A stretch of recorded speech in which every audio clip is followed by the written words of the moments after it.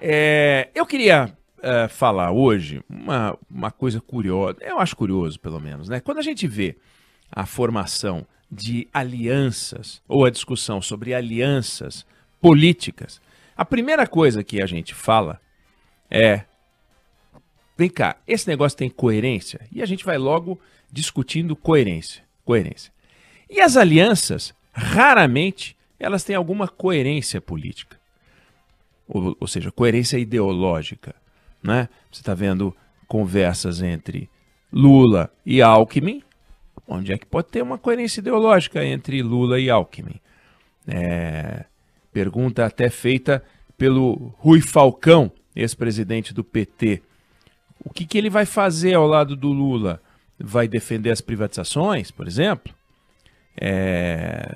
Uma pergunta boa sobre coerência ideológica e política. Só que quando em 2012 o Fernando Haddad fez uma aliança com Paulo Maluf para a eleição da prefeitura, Rui Falcão saiu em defesa dessa aliança, porque naquele momento aquela aliança representava 1 minuto e meio a mais no horário eleitoral de rádio e televisão. Quando Dilma fez uma aliança para ter Michel Temer na vice-presidência, ali se buscava 5 minutos de televisão. E é interessante a gente ver que a história das alianças, para também não voltar tanto na história, voltar lá para trás, não, voltar um pouquinho. Quando você pega, por exemplo, a aliança que elegeu Tancredo Neves e José Sarney, nada mais incoerente você imaginar que um governo ou que um candidato que veio para mudar fosse pegar como vice-presidente, como alguém na sua chapa, aquele que representava o regime que a sua aliança buscava mudar. Ele pegou José Sarney, na época se defendia o nome de outro candidato a vice, mas ele fez questão de pegar o José Sarney. José Sarney tinha sido representante, presidente do partido do governo no regime militar, e ele pegou o José Sarney para ser o vice da chapa dele. Naquela época, a eleição foi uma eleição indireta, resolvida no Congresso Nacional e no Colégio Eleitoral, né, no Congresso Nacional, e ele venceu a eleição junto com José Sarney. E naquele momento, eles firmaram um documento, assinaram um documento, não o Tancredo e o José Sarney, mas o Tancredo Neves, que era na época governador de Minas Gerais, Ulisses Guimarães, que era o presidente do MDB, Marco Maciel, então senador por Pernambuco, Aureliano Chaves, que era vice-presidente da República, firmaram um documento chamado Compromisso com a Nação.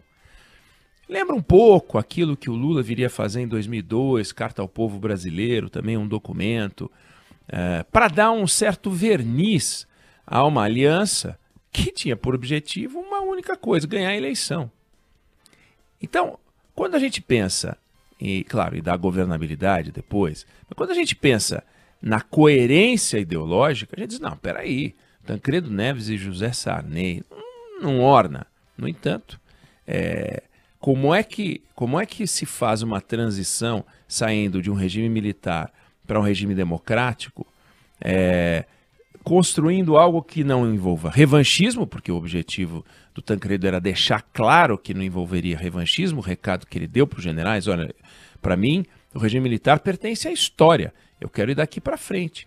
Então, tinha lá, nesse compromisso com a nação, uma série de pontos: reforma tributária, eleição direta, escrever uma nova Constituição, retomada do desenvolvimento, combate à fome e ao desemprego, acordo com o FMI, fortalecer as empresas nacionais, educação, fortalecer as pequenas e médias empresas, combate à discriminação, muito interessante, já se falava proteção às minorias, defesa da Amazônia, uma série de pontos que dava àquela aliança um lustro, que no fundo era uma aliança de governabilidade, claro, mas uma aliança para ganhar a eleição. Ele ganha a eleição no colégio eleitoral, 480 votos ele teve, 180 teve o Paulo Maluf, que foi o candidato do governo, digamos assim, e conseguiu vencer, que esse era o propósito. E aí a história está escrita. Tancredo Neves morre antes de tomar posse.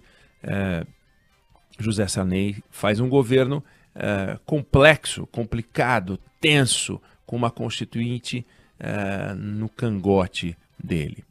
E nessa eleição que a gente está vendo agora, ao contrário do que a gente viu na última eleição, a gente viu na última eleição a vitória de um candidato chapa pura, né? Um candidato de si mesmo, um candidato sem tempo na televisão, sem partido. E a gente não está vendo na eleição de 2022 espaço para a construção de um nome, pessoa física, disputando a eleição contra estruturas de poder. A gente está vendo a busca de uma construção de estruturas de poder. Então, Sérgio Moro conversando com João Dória, né? A gente está vendo uma preocupação de construção de alianças, o presidente da República se aliando ao Centrão e tendo um desafio depois de explicar como em 2018 ele se posicionava contra o Centrão e agora ele é a favor. Aí, de novo, vamos falar. Incoerência total. Incoerência também de Lula conversando com o PSDB, né? Aliás, não é com o PSDB, mas com aquele contra quem ele disputou a eleição em 2006, sofrendo ataques muito fortes. Poxa, como é que essas coisas podem parar em pé e como é que o eleitor vai enxergar isso tudo quando chegar a hora de votar? Ele vai cobrar essa incoerência? Os candidatos de oposição a cada um dos candidatos, obviamente, vão cobrar. Vão cobrar do Lula, vão cobrar do Bolsonaro. Bolsonaro, você falou que o Centrão era um horror. Se gritar pega ladrão, não fica um no Centrão. Se gritar pega Centrão, não fica um, meu irmão. Não me lembro qual era a fala que chegou a ser cantada pelo general Heleno numa convenção. No entanto, tá aí o presidente abraçado ao Centrão e ele vai ter que explicar. O Lula vai ter que explicar, o Moro vai ter que explicar também uma série de coisas. E, no entanto, essas coisas estão acontecendo. E o que eu queria chamar a atenção é que numa campanha eleitoral, o que conta e que pesa muito não é o direito de poder falar e explicar, é o direito de ser ouvido. Aquele que é ouvido, aquele cujas afirmações, cujas declarações, para além das incoerências, é ouvido, é o camarada que tende a sentar na cadeira do Palácio do Planalto. Quando na eleição de 2018 o Bolsonaro, sem tempo na TV, chamava atenção e polarizava, você tinha uma construção de uma mega aliança em torno de Geraldo Alckmin, com uma quantidade inédita de partidos, com uma quantidade de tempo extraordinária, e, no entanto, as pessoas não prestavam atenção no que ele dizia. Por que agora Geraldo Alckmin faz toda a diferença?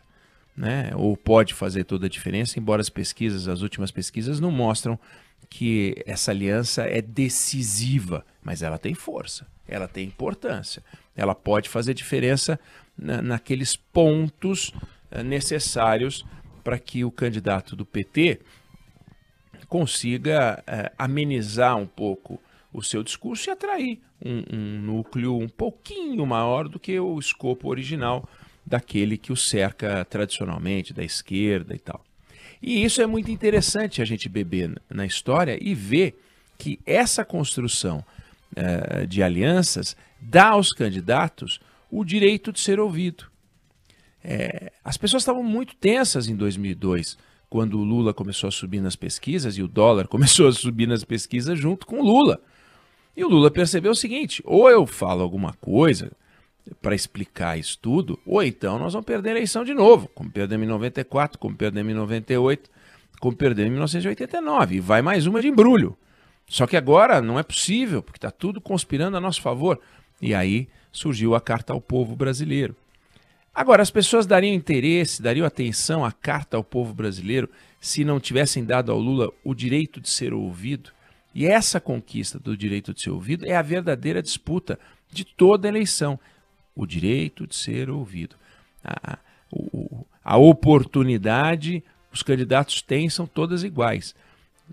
os 22 candidatos em 1989, os poucos candidatos que havia em 94 e 98, e ninguém queria prestar atenção no que eles tinham para dizer em 94 e 98, porque eles estavam tão apaixonados pelo candidato oficial, pelo candidato que era o ministro da Fazenda, que só queriam prestar atenção no que ele dizia.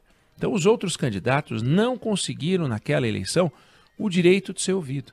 E é tão subjetivo, e é tão difícil definir isso, que esses movimentos de aliança, quando o candidato ganha o direito de ser ouvido, o que menos se vai cobrar deles é coerência. E o que mais se vai cobrar deles é que fale aquilo que as pessoas estão dispostas a ouvir.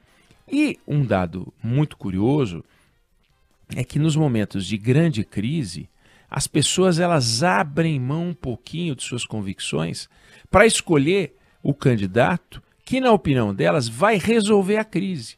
E nessa hora, elas colocam de lado um pouco da coerência, ou da busca da coerência, ou da cobrança da coerência, e querem saber daquele que pode unir um pouco o Brasil, como é que ele vai conviver com essa composição, né?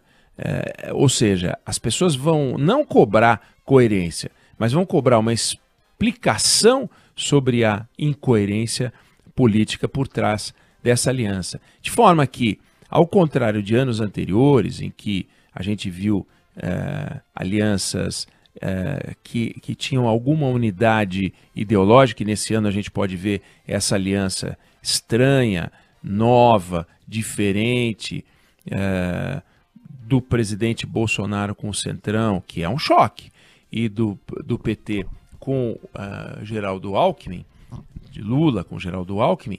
O que se vai cobrar deles nesse momento, porque a gente vive uma crise muito grande, vem cá, como é que vocês vão conviver com isso? Isso vai melhorar a governabilidade, vai ter mais voto, o seu projeto de poder vai andar ou não.